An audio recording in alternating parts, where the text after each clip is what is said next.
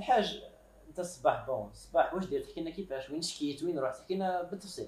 احكي لنا كيفاش؟ الصباح انت الصباح نهار داو هما في الليل. الصباح وين رحت شكيت كيفاش؟ احكي لنا كيفاش. الصباح ما كان حتى شي بني داهم طفرت من هذا كان شاطره مع وحده طفرت. رحتوا للسيكتور ما مثلا رحت. الجدرميه، رحتوا احكي لنا كيفاش واش ما رحت حتى البلاصه ابري ما نقول لك 8 ايام ولا رحت للسيكتور. واش قالوا لك؟ في السيكتور الضربه الاولى كي رحت قالوا لنا على قالوا لي برك هذا ما كانش هنايا، قالوا لي برك هذا ما كانش هنا. الدوزيام رحت قالوا لي كي دخلت الدوزيام لداخل قلت تصلي على النبي، قال لي ما زلت تقول صلي على النبي هنايا. قلت يا ودي انا حاج بيت الله الحرام في السيكتور. الضربه الاولى قالوا لي برك ما كانش هنايا، والدوزيام كي رحت قلت صلي على النبي، قال لي النبي ما يدخلش هنا. يا ودي قلت انا حاج بيت الله الحرام وكبير في السن ما بدر عليا نقول صلي على النبي، والله قال لي وزيد تقول صلي على النبي والله انت بات هنايا. جيت خرجت والطروازيام رحنا انا والعجوز لقينا على الحساس الطفل هذاك عجبنا مع المعرفه نباسنا حساس. كي عرفنا حنا جينا خرجنا قال يا ودي ما عندي مدري.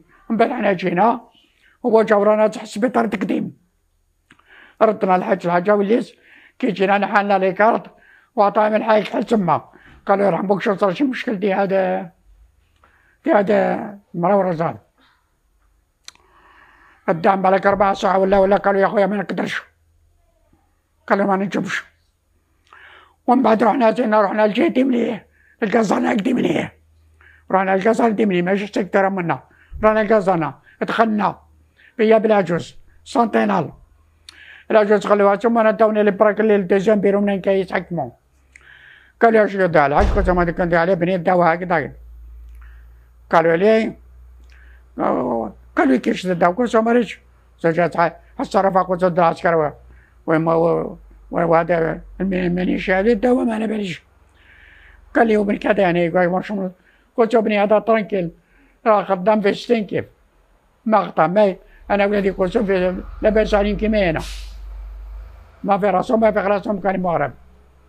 مالا قال لي بنك مليح مالا الدوله هذه ما مليحاش.